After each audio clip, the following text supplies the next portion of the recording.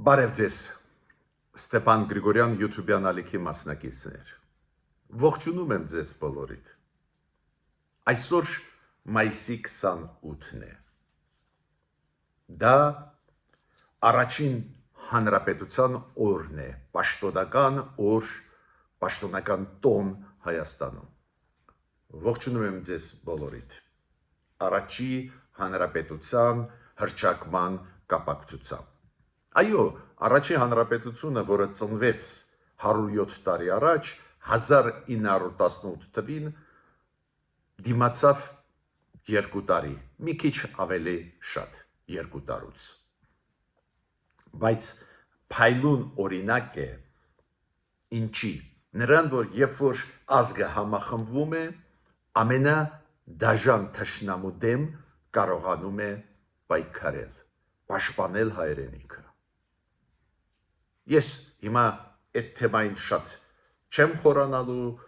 ուղղակի հիշեցնեմ ձեզ, որ այդ հանրապետությունը մոտավորապես 2.5 անգամ ավելի մեծ էր տարածքով այսօրվա Հայաստանից, ու այդ պատմությունը մենք պետք է իմանանք, բացի դրանից պետք է իմանանք, որ Լենինը Աթաթյուրքի հետ դավադրություն կազմակերպեց այդ հանրապետության դեմ ուղված, դա շատ նման է նրան, ինչ եղավ 1939 թվին 20 տարի անց Մոլոտով-Ռիբենտրոպ դավադրության արևելյան Եվրոպայի նկատմամբ, առաջի հերթին Լեհաստանի նկատմամբ, Բալտյան երկրների նկատմամբ, երբ որ բոլշևիկները Գիտլերի հետ միասին Ստալինը բաժանեցին արևելյան Եվրոպայի երկրները իրանց միջև, դա շատ նման է Լենին-Աթաթյուրք նույնատիպ բաժանում էր Հայաստանի, բայց ես չեմ ուզում հիմա այս բոլոր պատմական էջերի մեջ խորանալ։ Ես ուզում եմ ասել, որ այդ օրինակը առաջին հանրապետության ցույց է տալիս, որ հայ ժողովուրդը կարող է պայքարել, ունակ է պայքարել, ունակ է համախմբվել ծանրագույն պահերին։ Նույնատիպ ծանր պահ հիմա է։ Այո, մենք ունենք երրորդ հանրապետությունը, որը պայքարում է, զարգանում է, հազար մի պրոբլեմ ունի, բայց եթե չլիներ առաջին հանրապետությունը, դժվար մենք ունենայինք այսօր անկախություն։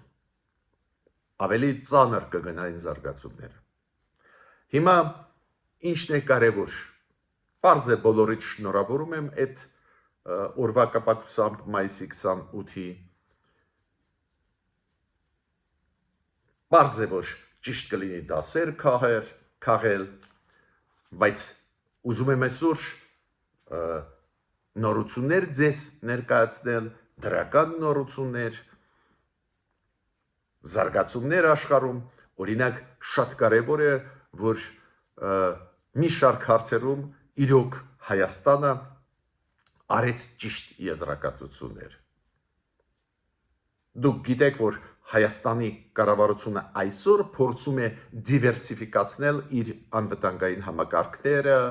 պաշտպանությունը։ Հայաստանը հիմա ունի շատ ու շատ գործընկերներ պաշտպանության ոլորտում։ Հասկացան մերոնք, որ կապել ամեն ինչ Ռուսաստանի հետ դա սխալ էր, հենց դրա պատճառով ունեցել ենք վերջի ժամանակներս լրջագույն կորուստներ, ու այսօր Հայաստանը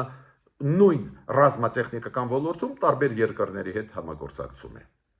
Դուք գիտեք, Ֆրանսիայի, Հնդկաստանի հետ մեր ռազմատեխնիկական համագործակցությունը հայտնի է, բավական լայնամասշտաբ է,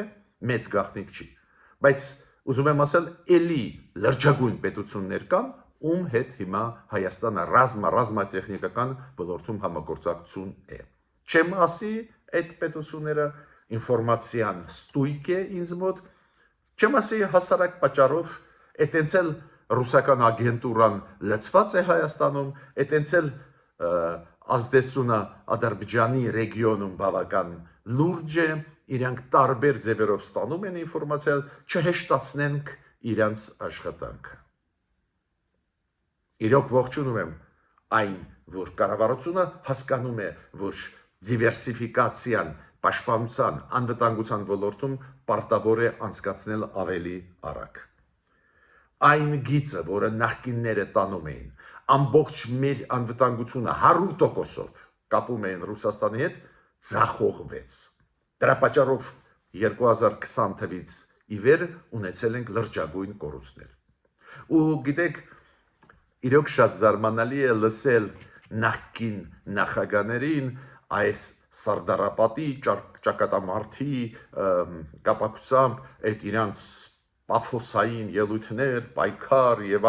այլ, պաշտպանություն հայրենիքի, առաջին հանրապետություն, եթե իրանք թուլացնեին կոռուպցիան, եթե իրանց պաշտոնավարման ժամանակ չտային ամեն ինչը Ռուսաստանին, նաև ստրատեգիկ մեր օբյեկտները, նաև մեր հակաօդային համակարգը, նաև մեր բանակը չկապեին միայն Ռուսաստանի հետ, այս խայտարակ իրավիճակը չէր լինի։ Խոսալով չի, նաև գործով է։ Բայց ինձ զարմացնում է, մարդիկ ուզում են ցույց տալ, որ իբր հայրենասեր են, իբր իրենց համար այդքան կարևոր է այդ այսօրվա ազիզ օրը, փայլուն օրը։ Մեր ժողովրդի կամքի դրսևորման օրը։ Իրանք ուզում են կպնեն այդ օրը, ասել, հա, մենք հայրենասեր ենք, մենք էս ենք, ավելի լավ քիչ թալանեին նախկինում։ Հիմա նորից կրկնում եմ, լուրջ աշխատանք է գնում, բարեփոխումներ բանակում, զենքզինամթերքի ձեռքբերում, բայց չեմ բացի բոլոր փակագծերը, հավատացեք, լրջագույն աշխատանք է գնում, հենց դա է պատճառը, որ Ադրբեջանը մտածում է հարձակվել, չհարձակվել։ Ոչ միայն Ադրբեջանը վախում է Ամերիկայի, Եվրոպայի, այլ խաղացողների արձագանքը ապակայունացնել իրավիճակը Հարավային Կովկասում։ Դա լրջագույն գործոններն են։ Դիտորդները Եվրոմիության լրջագույն գործոն է զսպիչ Ադրբեջանի ագրեսիվությամբ եւ Ռուսաստանի ագրեսիվությամբ, բայց նաեւ նա, որ մեր բանակը բարեփոխվում է։ Նոր տեսակներ զենքի կան, որոնք կարող են պաշտպանել հայ ժողովրդին։ Իրանք դա հասկանում են։ Մյուս կարևոր լուրը, քանի որ ես այսօրվա օրը տրամադրված կլինեմ ավելի շատ կարևոր դրական լիցքեր տալ մեր հասարակության, մեր յութուբյան ալիքի մարդկանց, Ստեփան Գրիգորյան յութուբյան ալիքի մարդկանց, Մարիա Զախարովայի երեկվա պրես-կոնֆերանսը ցույց տվեց փայլուն բան, որ իրոք Լավրովին ստեղ մերժեցին Կապանի հյուպատոսության բացման հետ կապված հարցերին։ Քանի որ Մարիա Զախարովային երբ որ հարց տվեցին, այդ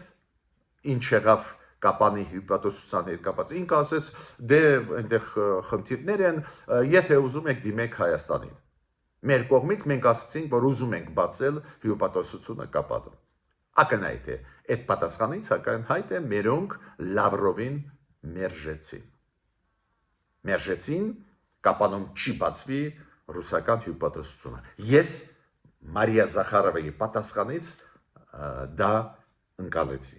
Ուրեմն այսօր էլի կան լուրջ դրական լուրեր կապված նաև այդ թվում Տրամպի դիրքորոշման հետ Ռուսաստանի նկատմամբ, քիչը որ Տրամպը ասեց նա գժվել է Պուտինի մասին, հիմա գումարեց երեք Տրամպը ասեց նա կրակի հետ է խաղում, դա շատ լուրջ դրական ինֆորմացիա է մեզ բոլորիս համար, դա նշանակում է, որ Միացյալ Նահանգները շատ հավանական է լուրջ սանկցիաներ կիրառեն Ռուսաստանի նկատմամբ մոտ ժամանակներս, բայց էլի կան դրական լուրեր։ Օրինակ, ես միշտ նշում եմ մեր սպորտսմեններին, մարզիկներին տարբեր մարզաձևերում, որոնք մեծ հաջողությունների հասնում են։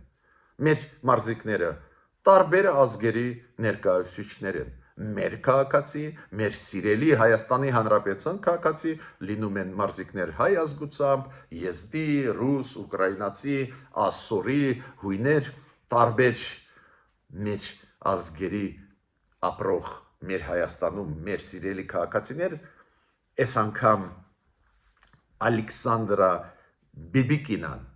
ուրախացրեց հայ ժողովրդին։ Ալեքսանդրան արձեթե մեդալ նվաճեց Եվրոպայի առաջնությունում ջրացատկում։ Ջրացատկը բավական բարդ մարզաձև է, մեծ հեղինակություն ունեցող ջրային մարզաձևերում, շատ պրեստիժային մարզաձև է ջրացատկ։ Ու Ալեքսանդրա Բիբիկինան Հայաստանի Հանրապետության քաղաքացի նվաճեց արծաթե մեդալ։ Աննախադեպ հաջողություն։ Առաջի անգամը այս մակարդակի այս սպորտաձևում հայ ժողովուրդը հասնում է մեծ հաջողության։ Ալեքսանդրային Բիբիկինային շնորհակալություն իր տրեներներին, մարզիչներին։ Մենք ձեզ հետ շատ ենք խոսացել Երևանյան երկխոսուն այդ մեծ ֆորումի, որը անցավ 2 օր Հայաստանում, Երևանում։ Ես մասնակից էի այդ process-ի, ելույթները լսել եմ, քննարկել եմ տարբեր փորձագետների, շատ պաշտոնական պատվիրակություններ կային, ես որպես փորձագետ շատերի հետ կուլուարներում շփվեցի, խոսեցի, իրոք մեծ process է։ Այդ process-ից ես այսօր կխոսեմ Ֆրանսիայի հետ կապված մի քանի քայլեր երեք խոսացինք Ֆրանսիա, Հայաստան, բայց այսօր էլ կխոսանք, բայց ես ուզում եմ հատուկ նշել, որ հյուրերի մեջ բացի Սլովակիայի վարչապետից կային արտգործնախարարներ մի քանի երկրների, նաև այդ Ֆրանսիայի, Մոնտենեգրոյի, մենք գիտենք այդ պետությունը Չեռնոգորիայի անվան տակ, նաև Հունգարիայի արտգործնախարար, օրինակ Հունգարիայի արտգործնախարարի հետ Հայաստանը համաձայնության եկան այդ բանակցությունների ժամանակ Երևանում երեք Արարատ Միրզոյան, Սիհյարտո Պետեր այդ արտգործնախարարն է Հունգարիայի ընդհանուրի եկան, որ պետք է դիվանագիտական հաստատություններ դնեն Երևանում եւ Բուդապեշտում, ես համարում եմ դա ճիշտ է, դրական է, ես գիտեմ Հունգարիայի նկատմամբ շատերդ ունենք դիտողություններ, ես էլ ունեմ, բայց Հունգարիայի հետ աշխատելը անչափ կարևոր է, որ կոնտեքստում։ Հունգարիան, գիտեք, ունի առանձնահատուկ մոտեցում շատ հարցերի, նաև այդ թվում Եվրամիության ընդլայնման հարցերում, նաև այդ թվում ավելի ուժեղ համագործակցության Մոլդովայի, Ուկրաինայի, Հայաստանի, Վրաստանի նկատմամբ դիտողություններ ու իրենց հետ պետք է աշխատես, որ նոր բացվող ծրագրերը Եվրամիության հետ նաև կապված ռազմատեխնիկական համագործակցության, որ Հունգարիան վետոյի իր հնարավորությունը չօգտագործի։ Հաճախ Հունգարիան այդ քայլերը անում է, օրինակ Ուկրաինայի դեմ։ Առանձին դեպքերում արեց Հայաստանի դեմ պահանջելով, որ նույնատիպ քաղաքականություն վարվի Ադրբեջանի նկատմամբ։ Մինչդեռ ժողովրդավարությունը Հայաստանում ու Ադրբեջանում սառուձոր է։ Բայց հենց այս ձևի պրոբլեմատիկ երկրների հետ առանձին դեպքերում պետք է ավելի ակտիվ աշխատես։ Այդ իմաստով ես ողջունում եմ այդ աշխատանքը Հունգարիայի հետ։ Նորից կրկնում, ես գիտեմ շատերդ կգրեք, Հունգարիայի վարչապետը հակադեմոկրատական քայլեր է անում, մեր դեմ նաև ինչ-որ քայլեր արել նախկինում, բայց հենց այս ձևի դժվար գործընկերների հետ առանձին դեպքերում շատ օգտակար է աշխատել։ Մյուսը, դուք գիտեք, որ Ֆրանսիան որոշում ընդունեց որոշում բացել հյուպատոսություն կապանից հետո նաև Գորիսում։ Գորիսում կլինի բաժին, հյուպատոսական բաժին։ Անչափ կարևոր որոշում է, շնորհակալ եմ Ֆրանսիայի կառավարությանը, շատ կարևոր է, դրա մասին խոսեց արտգործնախարարը Ֆրանսիայի, որը նաև այս մեծ ֆորումում երեք մասնակցեց, 3-4 օրը ելույթ ունեցավ, ես դալիճում էի, լսում էի իր ելույթը, ինքը նախաձեռնեց Ֆրանսիան կոնֆերանս, որը կանցնի Գորիսում հունիսի 2-ին, Ֆրանկ ֆրանկո-հայկական կոնֆերանս, նաև կոնֆերանսի հետո բացում կլինի հյուպատոսության Գորիսում, Ֆրանսիան ուժեղացնում է իր ներկայացությունը տարածաշրջանում, հարավում Հայաստանի, ինչը կպաշտպանի մեր սուվերենությունը, ակնհայտ է դա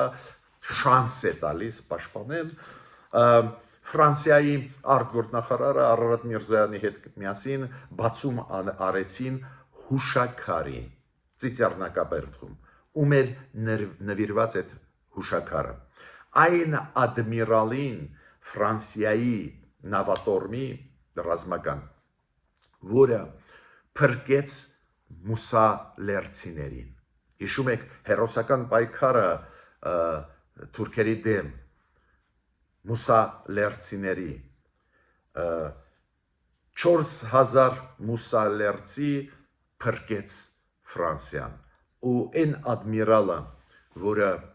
փրկեց, որը որոշում ընդունեց իրանց ընդունել այդ իրանավում, այդ ադմիրալի անունը Լուի Դարտիշ Դյուֆերենին։ Այդ մարդուն նվիրված հուշաքար բացվեց Ծիծեռնակաբերդում։ Գիտեք, այս էջերը ֆրանկ-հայկական համագործակցության Ֆրանսիայի կողմից հայ ժողովրդի նկատմամբ սերը, հարգանքը, նաև փրկելը հայերին ցեղասպանության ժամանակ ակնհայտ է, որ մենք պետք է վար պահենք։ Դա մեր պատմությունն է, մեր համատեղ պատմությունն է։ Ուրեմն դա էլ ես համարում եմ շատ կարևոր արդյունք այս մեծ ֆորումի Երևանյան երկխոսություն, երբ որ Ֆրանսիայի արտգործնախարարություն նախարարը եկավ, պաշտոնական այցով ունեցավ երկկողմ հանդիպումներ Արարատ Միրզոյանի հետ, Նիկոլ Փաշինյանի հետ, հետո գնաց ելույթ ունեցավ այս ֆորումում ու այդ գլխավոր որոշումների մասին նաև ասեց։ Դա կարևորագույն որոշումներ են կապանից հետո Գորիսում բացել հյուպատոսություն Ֆրանսիայի։ Կարևորագույն որոշումներ են համատեղ միջոցառում անցկացնել Ծիծեռնակաբերդում ու հուշաքար բացել Ֆրանսիայի ադմիրալին, որը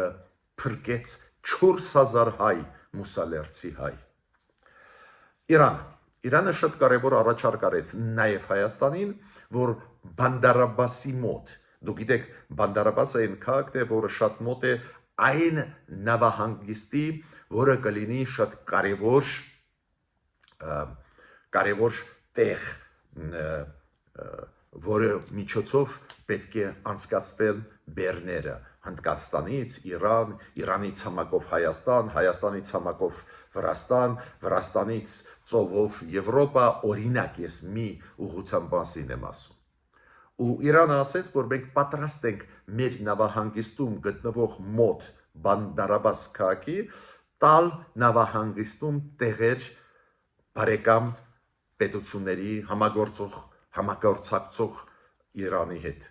Ու նաև Հայաստանին դա առաջակ արվեց։ Ես գիտեմ մեր կառավարությունը նույնիսկ պատվիրակություն ինչ որ ժամանակ առաջ ուղարկել է Բանդարաբաս, բայց պահը պետք է բաց թողնել։ Այս դեպի առաջարկություններ բացվում են հնարավորություններ, բայց չպետք է թողնես, որ փակվեն։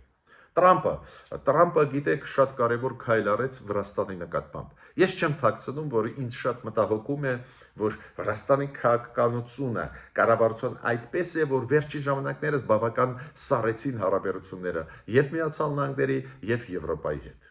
Մի կողմից դա բերում է նրան, որ մի կղզի կա դեմոկրատիայի տարածաշրջանում, հարավային կողմը Հայաստանն է, բայց մյուս կողմից մեզ շատ կարևոր է, որ Վրաստանը, որը ունի ասոցիատիվ պայմանագրեր Եվրոմիության հետ, շարունակի աշխատել Եվրոմիության հետ, որ մենք մտնելով շուկա Եվրոմիության խոչընդոտ չունենանք։ Եվ Թուրքիայի միջոցով հնարավորություն ապագայում ունենանք, Թուրքիան, դուք գիտեք, ազատ առևտրի գոտու մեջ է Եվրոմիության հետ եւ Վրաստանի միջոցով։ Բայց վերջի ժամանակներս դուք գիտեք, Վրաստանի կառավարությունը արեց փոփոխություններ օրենսդրական դաշտում, սահմանափակեց հասարակական կազմակերպությունների, փորձագետների իրավունքները, ԶԼՄ-ների, դա բերեց մեծ դժգոհության եւ Միացյալ Նահանգներում եւ Եվրոմիությունում։ Ու ես շատ ուրախ եմ, որ հիմա ինչ որ շարժ կա։ Դոնալդ Տրամպը շնորհավորեց Վրաստանը անկախության օրվա կապակցությամբ դուք գիտեք Վրաստանի եւ առաջի անկախությունը 107 տարի առաջվա եւ այս վերջի 30 տարվա անկախությունը նույն օրն է մայիսի 26 դա պաշտոնական անկախությունն է ոչ թե առաջի պետության Վրաստանի համընկնում են այդ օրերը ու Դոնալդ Տրամպը շնորհավորեց Վրաստանի նախագահին տեքստը բավական բարդ է իր ասած ինքը ասեց որ ադմինիստրացիան Միացյալ Նահանգների Դոնալդ Տրամպի ադմինիստրացիան ուզում է ուժեղացնել խաղաղ եւ օգտակար հարաբերություններ Վրաստանի կառավարության հետ։ Նու մի քիչ զարմանալի է հնչում խաղաղ եւ օգտակար հարաբերություններ, քանի որ Վրաստանը Ամերիկայի հետ չունի կոնֆլիկտ, բայց ես կարծում եմ այդ խոսքերը ասված են այդ հայտարարության մեջ Դոնալդ Տրամպի անունից, դրա պատճառով որ վերջի ժամանակներս բավական բարդացել են Վրաստան Միացյալ Նահանգներ հարաբերությունները։ Բայց ցանկացած դեպքում այն որ Դոնալդ Տրամպը շնորհավորեց անկախության օրվա կապակցությամբ Վրաստանին, դա ես համարում եմ դրական նաև մեզ համար։ Մեզ պետք է որ Միացյալ Նահանգները Եվրոմիությունը աշխատեն Վրաստանի հետ, որ աշխատելով նաև մեզ հետ մենք Վրաստանի միջոցով ել ավելի ակտիվ կունենանք ելքեր դեպի աշխարհ։ Ես պետք է ասեմ, որ նաև անկախության օրվա կապակցությամբ Երիակը, Ֆրանսիան, Գերմանիան, Լեհաստանը շնորհավորեցին Վրաստանը, բայց իրանք ոչ թե պետությունը, իշխանությունը շնորհավորեցին, այլ շնորհավորեցին վրաց ժողովրդին։ Պետության նկատմամբ նույն տեքստում բավական քննադատական էին ու նեղացան Վրաստանում, Վրաստանի վարչապետը Կոբախիձեն շատ խիստ արձագանքեց, բայց միտքս ինչու՞մ է։ Ցանկացած դեպքում ինչ որ դրական շարժ կա, որը նաև մեզ է վերաբերում։ Մյուս հարցը ինչի մասին ուզում եմ ասել, ես երեք ձեզ հետ խոսացել եմ դրա մասին, որ սկսվեցին փոփոխություններ Տրամպի մոտ, Տրամպի ադմինիստրացիայի մոտ Ռուսաստանի նկատմամբ, սկսվեց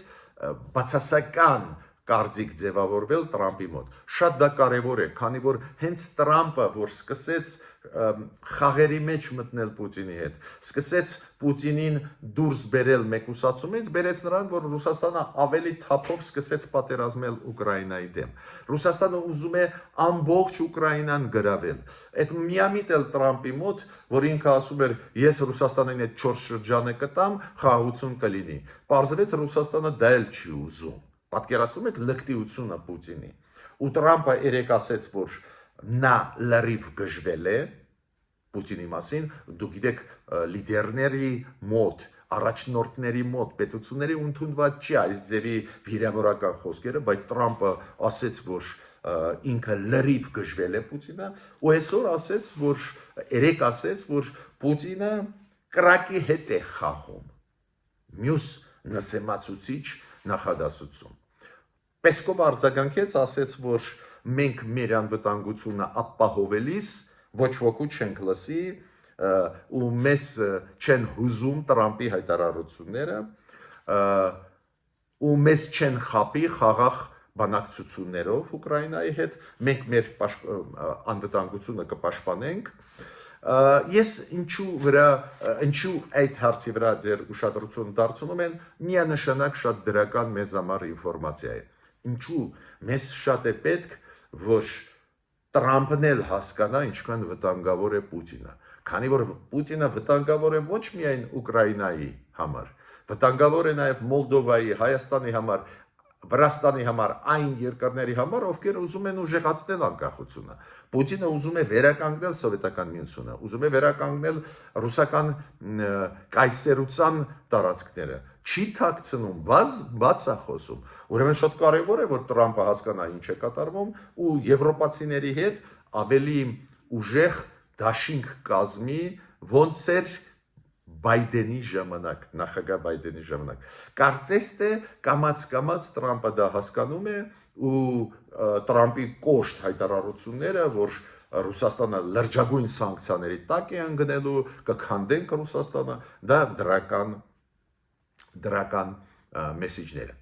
Ես պետք է ասեմ նաև, որ Ուկրաինան գտավ ձև էֆեկտիվ պայքարելու Ռուսաստանի դեմ։ Այո, մեծ առավելություն ունի զենք զինամթերքի հարցերով Ռուսաստանը, ռմբակոծում է Ուկրաինան, սպանում է խաղաղ մարդկանց, դա հանցագործություն է միջազգայինորեն ճանաչված ռազմական հանցագործություններին, բայց պարզե Ռուսաստանը շարունակում է ինչ-որ բան պետք է անես, ու ուկրաինացիք զարգացրեցին ուժեղ իրենց ATS-ների համակարգը,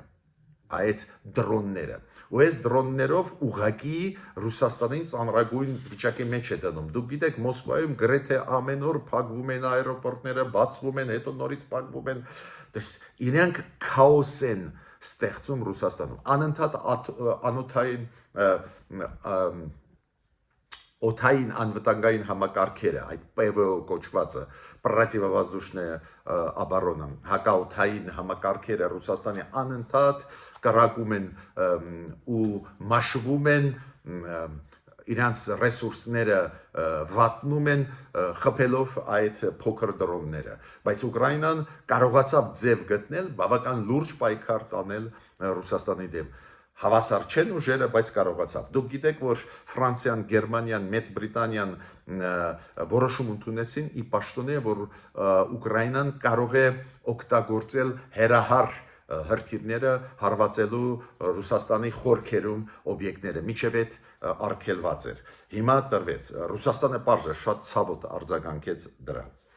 Հունաստանը հիմա նախագահում է ՄԱԿ-ի անվտանգության խորհրդում ու Ռուսաստանի պահանջով նիստ կլինի մայիսի 30-ին։ Ռուսաստանը այդ դրոններից շատ է մտահոգված ու պահանջում է նիստ ՄԱԿ-ի անվտանգության խորհրդում։ Լկտիության աստիճանը նայեք Ռուսաստանի։ Ռուսաստանը ագրեսիա վարում է Ուկրաինայի դեմ ու ուզում է ՄԱԿ-ի անվտանգության խորհուրդը Ուկրաինան արգելի պաշտպանվել։ Ես պետք է ասեմ, որ շատ ակտիվ դեր սկսեց խաղալ Գերմանիան խոշորագույն խաղացող է աշխարհում, ուղղակի այնտեղ ընտրություններ էին, հիշում եք, հիմա ընտրվեց պարոն Ֆրիդրիխ Մերցը, ձևավորեց կառավարություն ու հիմա թափով աշխատում է Գերմանիայի նոր կառավարության դիրքորոշումը շատ կարոցողական է, պրոեվրոպական, պրոամերիկյան, բավական համախմբող դեր է հիմա խաղում ու արտգործնախարարը Գերմանիայի նորնշանակված Վադեֆուլը հայտարարությունով հանդես եկավ, որ պետք է Ամերիկայի հետ սինխրոնացնենք նորից սանկցիաները Ռուսաստանի դեմ ու ստիպենք Ռուսաստանին իրոք բանակցությունների մեջ մտնել, պարզ է Պուտինը նպատակ դրեց փչացնելու, նաև ինքը ոչ միայն ուզում է գրավել Ուկրաինան, ինքը ուզում է ամբողջությամբ քաղաքականապես փչացնել Տրամպին, մասամբ դա ստացվում է, քանի որ Տրամպը իրոք հավատում է ինչ որ չափով Պուտինին, հիմա սկսեց հասկանալ, որ Տրամպը ինքը որ հեղինակությունը շատ է ընկնում, քանի որ Պուտինը բարի բուն իմաստով իրան ֆրցնում է, ուրիշ բառ չունեմ ասելու։ Հիմա Washington Post-ը ասում է, որ ամռանը Ռուսաստանը պատրաստվում է մեծ ցամաքային հարձակում անի Ուկրաինայի դեմ Դոնեցկի մարզում։ Ինչու՞մ է հարցը։ Դոնեցկի մարզը ամբողջությամբ չի կարող գրավել Ռուսաստանը, նույնը Լուգանսկի մարզը։ Ռուսաստանը ուզում է գոնե 1-2 այդ 4 մարզերից, որ գրավեց, բացի Ղրիմից, 4 մարզերից, որ գրավեց Ուկրաինայից, ամբողջությամբ որ տիրապետի, չի ստացվում։ Մյուս հարցը, որի մասին ես ուզում եմ ասել, այդ հարցը ես հատուկ ձեզ համար ուզում եմ բերել, ոնց են աշխատում դաշնակիցները։ Մեծ գաղտնիք չի, որ Թուրքիան, Ադրբեջանը, Պակիստանը դաշնակիցներ են։ Տեսակ, այսօր եղավ բացում Լաչինի աերոպորտի։ Լաչինում բացվում է աերոպորտ միջազգային, այդ ձևի քայլեր անում է Ալիևը, ուզում է Լեռնային Ղարաբաղը իրենով ամբողջությամբ անի ու ով եկավ բացման։ Էրդողանը եւ Պակիստանի վարչապետը։ Տեսակ, ինչ է նշանակում դաշնակցային հարաբերություններ։ Այո, դա մեր դեմ է ուղղված ցավով, բայց մյուս կողմից էս են դաշնակիցները։ Նույնը մենք պետք է դաշնակցային հարաբերություններ հաստատենք Ամերիկայի հետ, Ֆրանսիայի հետ ու իրանց դաշնակցային պարտավորությունները կկատարեն, բայց մի քիչ արագացնենք։ Կամ ստորագրեցինք ռազմավարական համագործակցության շատ կարևոր փաստաթուղթը Ամերիկայի հետ, քայլ առ քայլ իրականացնենք։ Չեմ ཐակցնում քայլեր արվում են, բայց մենք ուզում ենք վիզուալ այդ քայլերը տեսնենք ամերիկացիների հետ։ Դե գիտեք, Միացյալ Նահանգները հիմա ավելի ուշադիր են Հարավային Կովկասի նկատմամբ, ավելի ուշադիր են Հայաստանի հարցերի նկատմամբ, հայտնի հայտարարությունները Մարկո Ռուբիոյի, Ուիտկոֆի, Կելոգի ցույց են տալիս, որ մոտենում են ամերիկացիք ադմինիստրացիան Տրամպի ուզում է զբաղվել, քանի որ հասկանում է, որ ստեղ խաղաղություն հաստատել շատ ու շատ ավելի հեշտ է, քան թե Իսրայել-Գազա հակամարտությունում կամ Իրանի հետ, ուզում են success story, հաջող պատմություն ունենալ, դա է պատճառը, որ մենք էլ պետք է օգտվենք դրանից։ Բայց այս օրինակը բանակցությունների Ստամբուլում Էրդողանը ընդունեց Պակիստանի վարչապետին, հետո ընդունեց Պակիստանի վարչապետին Ադրբեջանի նախագահ Ալիևը, հետո վարչապետի հետ միասին Պակիստանի Ալիևը եւ Էրդողանը բացեցին Լաչինում օդանավակայանը նոր կառուցված Ադրբեջանի կողմից։ Տեսեք ոնց են համագործակցում դաշնակիցները։ Ես ավելին ձեզ ասեմ, Ֆիդանը, որը գնաց Մոսկվա, հիշում եք, ես ձեզ ասում եմ, Ռուսաստանի արտգործնախարարությունը եկացուցակ տվեց, ինչ հարցեր պետք է քննարկվեն,